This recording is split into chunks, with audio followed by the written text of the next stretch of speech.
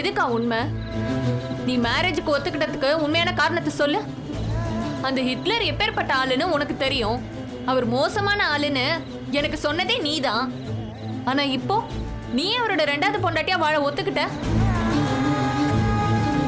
அந்த 3 மருமகளுங்க உன்னை எவ்வளவு அசிங்கப்படுத்தினாங்க, அவமானப்படுத்தினாங்க.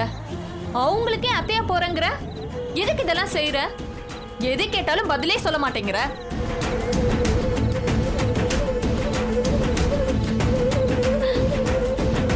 என் கேள்வி ஒண்ணுக்காவது பதில் சொல்லிட்டு போக்கா. என்ன சொல்ற? கேக்குற எல்லா கேள்விக்கும் பதில் சொல்லிட முடியாது. சில கேள்விக்கு பதிலே தெரியாது. தெரிஞ்சாலும் சில கேள்விக்கு பதில் சொல்ல முடியாது.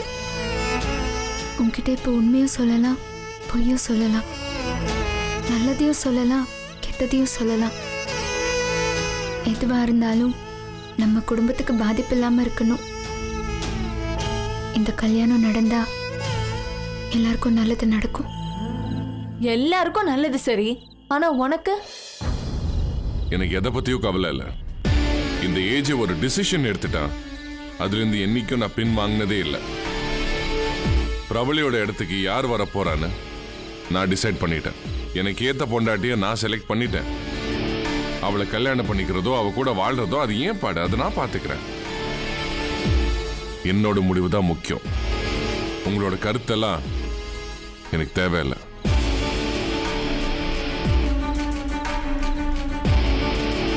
நான் கல்யாணம் பண்ணிக்க போற பொண்ணு ஹாசினி. எனக்கு அந்த ஹிட்லரோட தான் கல்யாணம் ஆகணுங்கிறது விதி.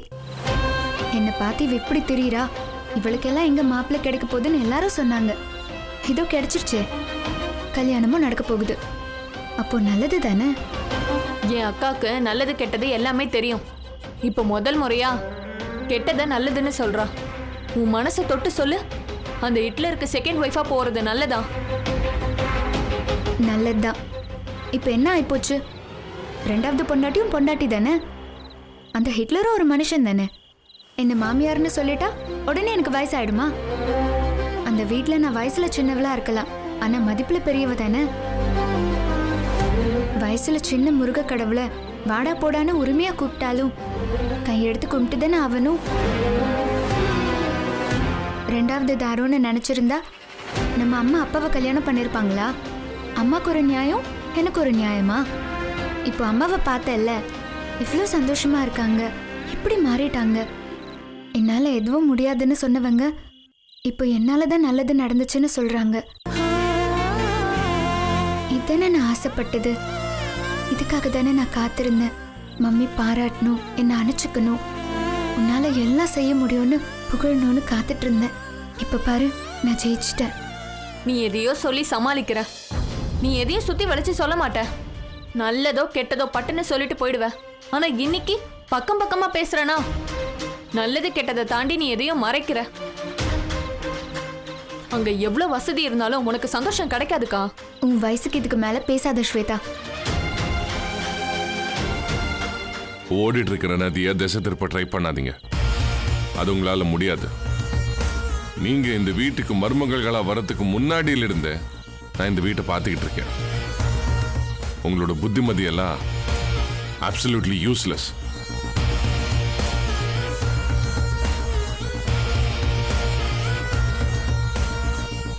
இவங்களுக்கு யோசிக்கிற வயசு வரத்துக்கு முன்னாடியில இருந்தே இவங்களை பார்த்துக்கிட்டு இருக்கேன்.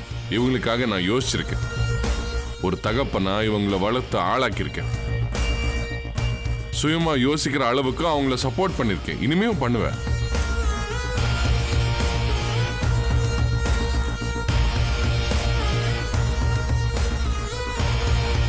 உங்க எல்லாரையும் நல்லபடியா தானே பாத்துக்கிறேன். என்னையும் நான் பாத்துக்க தெரியும். அதனால என்னை கவனிக்கவோ என் விஷயத்துல தலையிடவோ வேணாம் வேணாம் வேணாம் வேணாம்.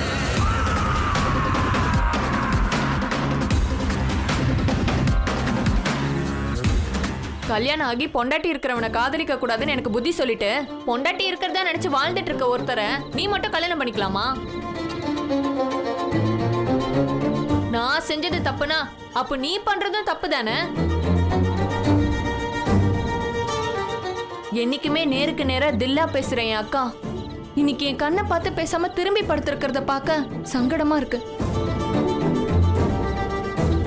மனசுக்குள்ள பேசுறதுக்கு 1000 விஷயம் இருக்குன்னு உன் கண்ணை பார்த்தாலே தெரியுது.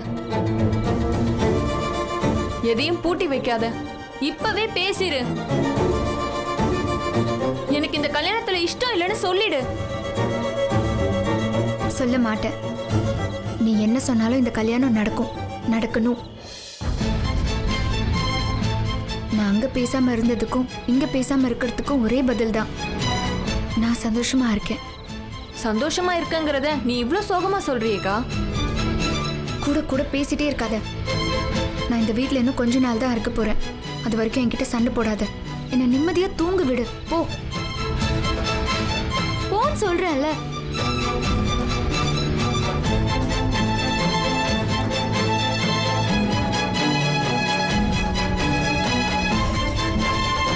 இந்த ஏஜே சொல்றது எதிர்த்து பேசினா என்ன நடக்கும்னு உங்ககிட்ட சொல்ல வேண்டிய அவசியம் இல்லைன்னு நினைக்கிறேன்.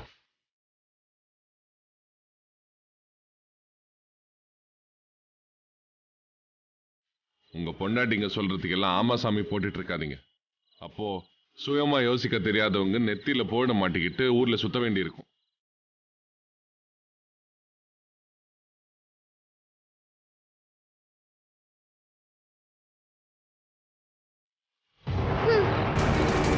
இதான் பூமி உருண்டுங்கிறதா?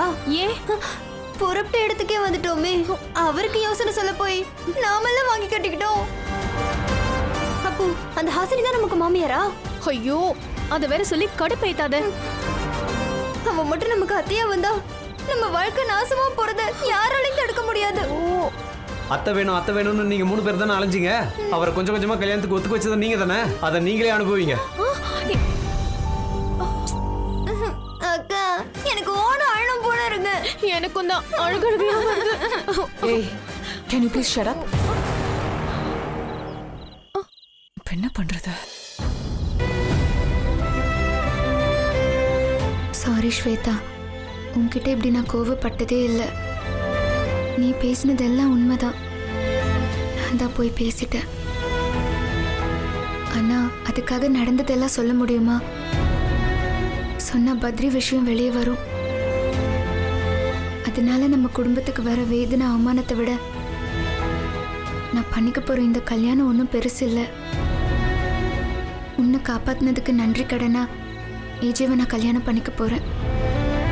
என் இடத்துல நீ இருந்திருந்தா இதை விட பெரிய தியாகத்துக்கு தயாராயிருப்பேன்னு எனக்கு நல்லாவே தெரியும். பொய் சொன்னா எனக்கு வயிறு வலி வரும். உனக்காக தான் நான் பொய் சொன்னேன். அதுக்காக எந்த வலியும் நான் தாங்கிப்பேன். பொய் சொல்றது எனக்கு பழக்கம் இல்லை. ஆனா உன் லைஃபை காப்பாத்த எனக்கு வேற வழி தெரியலடி.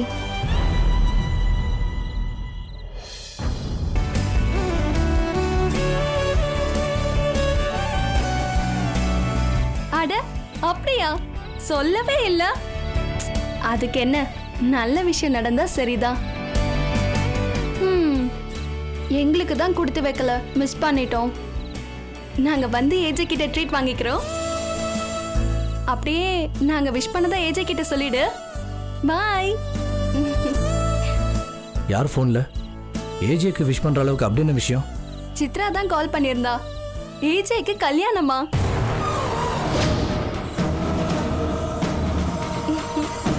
ஓஹோ, நம்மள அனிமனுங்கிற பேர்ல வெளியே அனுப்பிட்டு அவர் அனிமனுக்கு ரெடி ஆயிட்டாரா? கல்யாணம் ரெடி ஆகுறது தெரிஞ்சிருந்தா நம்மளையே ஹனிமூனுக்கு அனுப்பியிருக்க போறாரு. நாம சந்தோஷமா இருக்கணும் தானே அனுப்பி வச்சாரு. அதை ஏங்க தப்பா புரிஞ்சுக்கிறீங்க? உனக்கு என்ன தெரியும்? எல்லாம் தெரிஞ்சுதானே அந்த ஏஜை என்னை துரத்திருக்கான். ஆனா அந்த பொண்ணு ரொம்ப கொடுத்து வச்சவங்க. ஆமா, யாரை கல்யாணம் பண்ணிக்க போறாரா? அது யாரோ ஹாசினியாங்க. என் தங்கச்சி ஒருத்தர் லவ்ங்கிற பேர்ல டார்ச்சர் பண்ணிட்டு இருக்கான் சார். ஏதாவது ப்ராப்ளமா? பிரச்சனை எனக்கு இல்லை, எனக்கு ரொம்ப வேண்டப்பட்டவங்களுக்கு. போய் ஹாசினி கிட்ட சாரி சொல்லு போ. ஸ்வேதாவோட பிரேக்கப் பண்ணு. ஆமா, ஹாசினியா உங்களுக்கு தெரியுமா? ஏய், எனக்கு எப்படி தெரியும்? எனக்கெல்லாம் தெரியாது. ஓ, அவளுக்காக தான் ஸ்வேதா விஷயத்துல அந்த ஆட்டம் ஆடினியா? அதுக்கு தான் அங்கிருந்து என்னை இங்கே அனுப்புனியா? ஹாசினியை ஏஜே கல்யாணம் பண்ணிக்கிட்டா ஸ்வேதாவை கனவுல கூட நினச்சி பார்க்க முடியாது. நான் கனவு காணணும்னா உன் கனவை நொறுக்கித்தானே ஆகணும். ஏஜே வர வந்து வச்சுக்கிறேன்.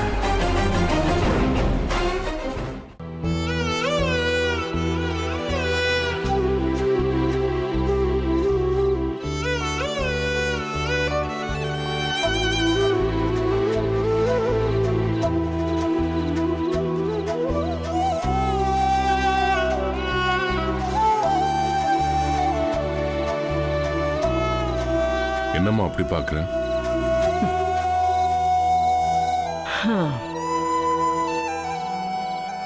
பொண்ணுங்க தான் கல்யாண ஏற்பாடு ஆயிடுச்சுன்னா இப்படி தனியா உட்காந்து யோசிச்சுட்டு இருப்பாங்க. பிறந்த வீட்டை விட்டு போற கவலையிலையும் போற இடத்துல புது மனுஷங்களோட வாழறத பத்தியும் யோசனை பண்ணி வாடிக்கிட்டு இருப்பாங்க. உனக்கு என்னப்பா யோசனை? பொண்ணுங்களாவது ஒரு புது இடத்தை நினைச்சு கவலைப்படுவாங்க. ஆனா ஒரு புது வாழ்க்கையை தானே அவங்க ஆரம்பிக்க போறாங்க. ஆனா நான் விருப்பப்பட்டு வாழ்ந்துட்டு இருக்கிற என் வாழ்க்கைய பறி கொடுத்து இன்னொரு வாழ்க்கையை ஆரம்பிக்க சொல்றேன். எனக்கு விருப்பமே இல்லாத வாழ்க்கைய வாழ சொல்லி கம்பேல் பண்றவனுக்கு என்னோட மனசை எப்படி புரிய வைப்பேன்னு எனக்கு தெரியல. நான் எவ்வளவு கஷ்டப்பட்டு மாத்தணும்னு நினைச்சாலும் எதுவும் மாற மாட்டேங்குது. நீ நினைச்சாலும் மாத்த முடியாது ஏஜே. இது கடவுளோட விருப்பம். அவர் விருப்பத்தை திருத்தவோ இல்ல நிராகரிக்கவோ நாம யாரு சொல்லு? கல்யாணமே வேண்டான்னு சொன்ன ஒன்ன மாத்தினாரு. இப்போ கவலைப்படுற உன் மனசையும் அவரே மாத்துவாரு. பிரவளியோட ஆசையை நிறைவேற்றத்தான் நீ இந்த கல்யாணத்துக்கு ஒத்துக்கிட்டு இருக்கேன்னு எனக்கு நல்லா தெரியும். பிரவளியோட லெட்டர் தான் உன்னை இன்னொரு வாழ்க்கைக்கு தயார்படுத்தியிருக்கு. ஆனா அந்த லெட்டரை பிரவளி ஏன் எழுதணும் சொல்லு? அது பிரவளியோட எண்ணம் மட்டும் இல்ல. உலகத்துல எந்த ஜீவனும் தன்னந்தனியா தனிமையா வாழக்கூடாதுங்கிறது கடவுளோட எண்ணம்பா. அதையே உன்னோட பிரச்சனைன்னு நினைச்சு தலையில தூக்கி போட்டு இப்படி வருத்தப்பட்டுக்கிட்டு இருக்க. நீ பேசுறது பிலாசபிமா, நான் பேசுறது என் வாழ்க்கை. நான் பிரபலியோட வாழ்க்கைய நினைவுபடுத்தி வாழணும்னு ஆசைப்படுறேன். ஆனா அந்த நினைவுகள் எல்லாம் எனக்கு பாரம்னு நீ தப்பா புரிஞ்சுக்கிட்டு இருக்க. இல்லப்பா, உன்னை சரியா தான் புரிஞ்சுக்கிட்டு இருக்கேன். உனக்கு பாரமில்லாத ஒரு விஷயத்தை தரட்டுமா?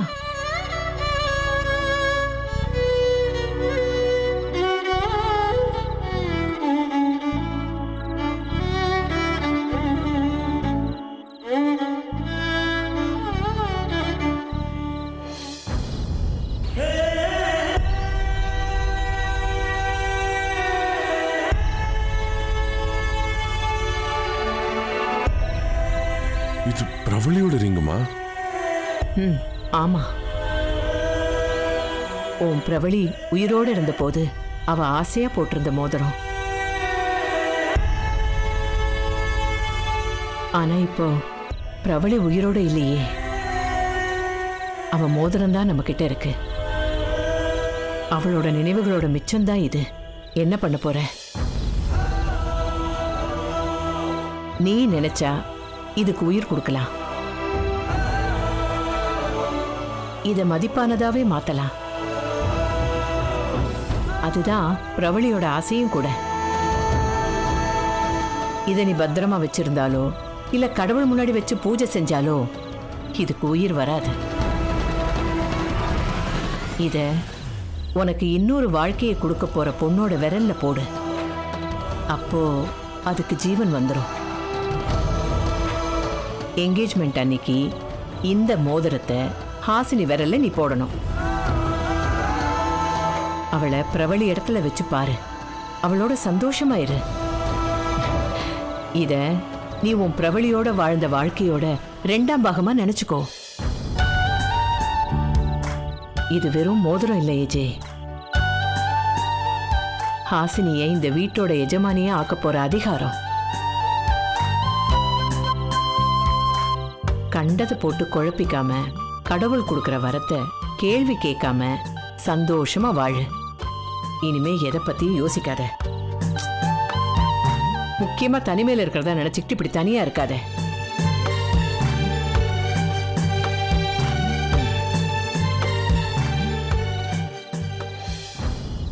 இந்த மோதிரத்தை ஹாசினி கையில போட்டு விட்டா அவ பிரபலி ஆயிடுவாளா?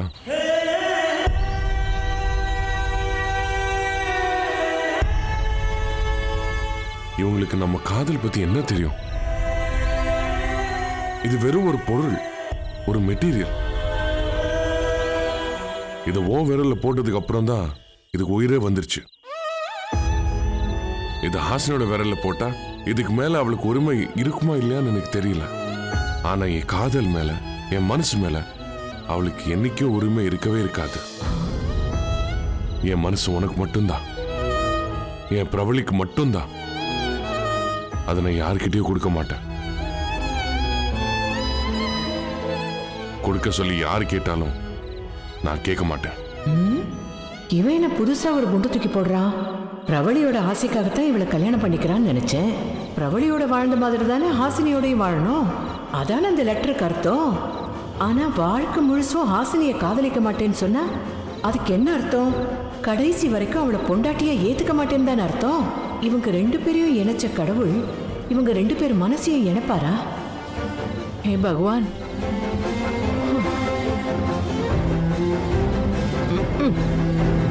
இணைஞ்சுதானே ஆகணும் சாமி. எத்தனை பேரை மேன தேக்கா. கல்யாணத்துக்கு முன்னாடி குழந்தைய கூட தூக்கி கொஞ்சம் தெரியாதவங்க கல்யாணத்துக்கு பாத் பொண்டாட்டிய குழந்தை மாதிரி தூக்கிட்டே அலைவானுங்க. 10 ரூபா மல்லிகை பூவை 50 ரூபான்னு சொன்னா கூட ஈன்னு இழிச்சுக்கிட்டு வாங்கிட்டு வருவானுங்க. அரே மேரா பேட்டா, உன்னோட எந்த தாலும் ஓ லடிக்கு ஹாசினி கிட்ட வேகாதுடா. நை சலேகா, ஒன்னும் நடக்காது. எல்லாத்தையும் மாத்துவா. உன்னையும் மாத்துவா, உன் பிடிவாதத்தையும் மாத்துவா.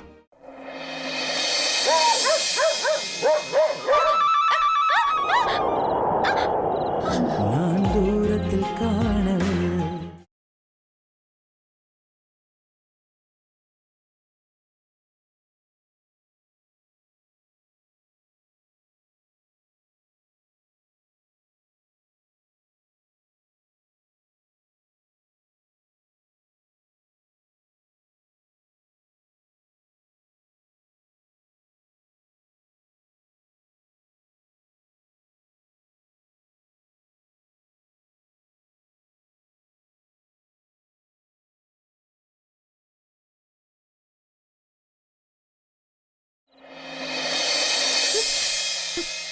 ஸ்டெடியாவே இருக்க முடியாத உன்னால?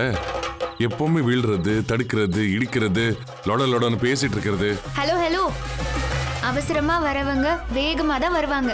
கல்யாண பொண்ணாட்டும் ஆடி அசைஞ்செல்லாம் வரமாட்டாங்க. நீ தான் கல்யாண பொண்ணாச்சு, ஆடி அசைஞ்சு வரலாமே. ஆடி போய் தான் வந்திருக்கேன்.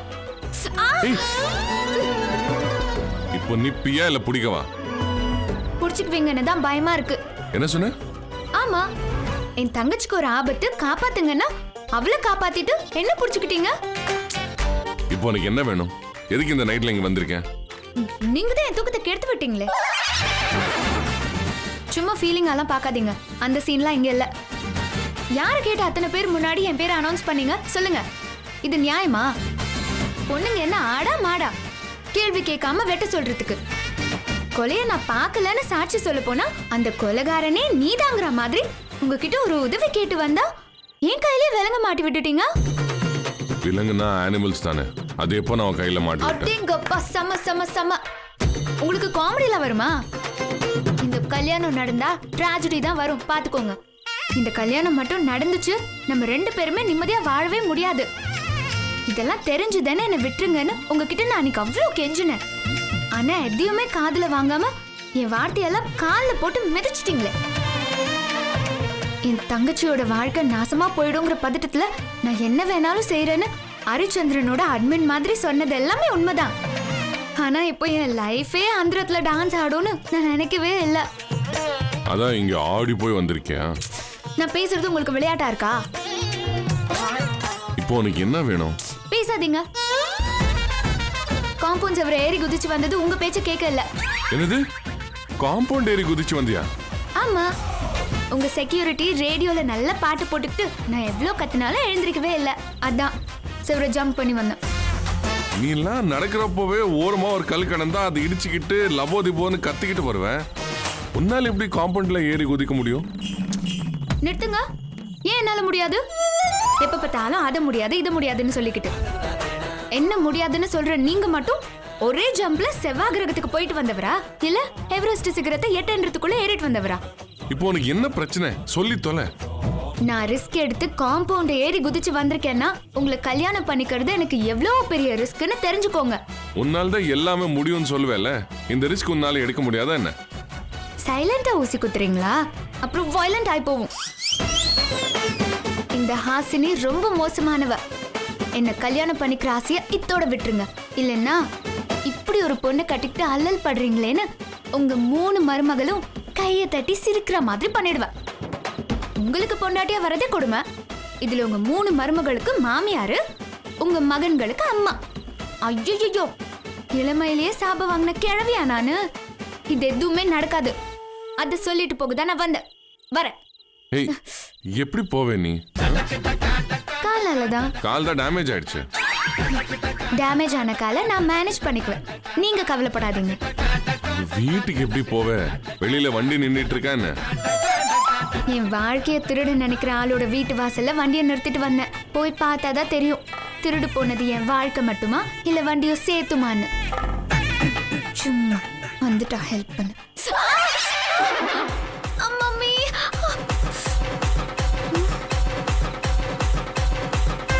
வாழ்க்கையில தான் என் கையை பிடிக்க வேண்டாம்னு சொன்னேன். வழுக்கி விழுந்தா கூட பிடிக்க வேண்டாம்னு சொன்னேனா? அந்த வால் மட்டும் இல்லைன்னா நாய் தூக்கிட்டு போயிருக்கும். ஓய், என்ன பாக்குறீங்க? பிசாசு.